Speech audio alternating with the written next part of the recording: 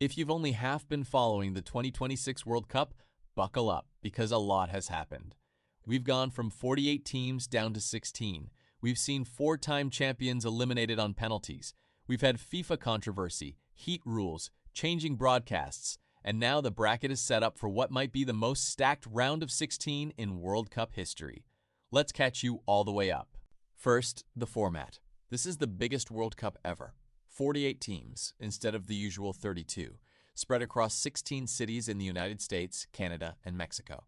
That's more group games, more paths to the knockout rounds through third-place finishes, and honestly, more chaos, because a bigger bracket means more chances for an underdog to sneak through. And sneak through they did. Let's start with the biggest shock of the tournament. Germany, four-time World Cup champions, the #1 ranked team heading into the competition. Gone, in the round of 32, to Paraguay, a team that had lost their own opening match 4-1. This wasn't some fluke where Germany got dominated either. They controlled the game, completing over 700 passes to Paraguay's 161. But a Jonathan Tah goal got ruled out in extra time after a foul was called in the build-up, a decision Germany's manager Julian Nagelsmann called a joke afterward, and the match went to penalties. Germany missed, Paraguay converted, and for the first time in their entire World Cup history, four-time champions Germany lost a shootout. Their reward for the upset?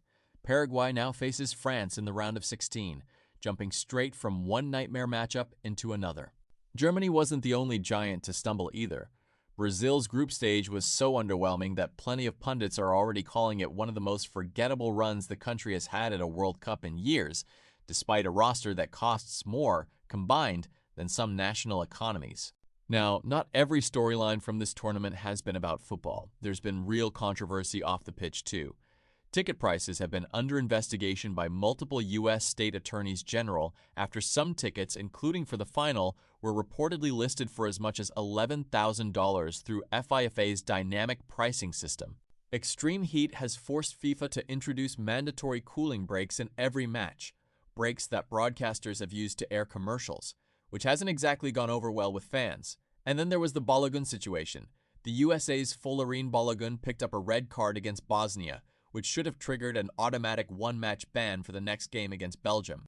Instead, FIFA suspended that ban, with reports suggesting it followed a direct phone call between a head of state and FIFA's president.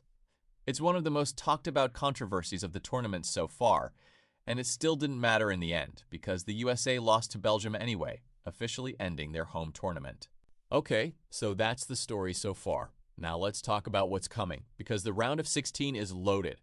Paraguay's giant-killing run continues against France, and after what they just did to Germany, nobody should count them out completely, even against Mbappé and company. Norway and Erling Haaland, who already has 5 goals without playing a single knockout match, face Brazil in New York, in what might be the single most watched match of this entire round.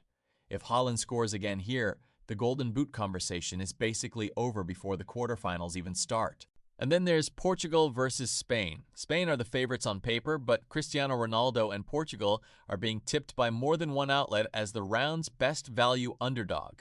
If Ronaldo pulls off one more shock at what could be his final World Cup, paired with Germany's exit and Brazil's stumble, we'd be looking at one of the most upset-filled knockout stages the tournament has ever produced. So here's what I keep coming back to with this expanded 48-team format. Is it actually making the World Cup more exciting? Or is it watering things down just enough that a team like Germany, who beat Paraguay comfortably weeks earlier, in a hypothetical sense, can lose to them when it counts? There's an argument either way, and honestly, I think the last 2 weeks have made the case for both sides at the same time. What I do know is this. Whatever team wins this thing is going to have earned it. Between the heat, the travel, the bigger bracket, and the sheer amount of upsets we've already seen, this might be the most physically and mentally demanding World Cup any team has ever had to win. So let me know down in the comments. Of everything we just covered, what's been the biggest storyline for you? Germany's exit? The Balogun controversy? Haaland's ridiculous scoring pace? And if you want me covering every single round of 16 result as it happens, make sure you're subscribed, because based on how this tournament has gone so far, I don't think the surprises are anywhere close to finished.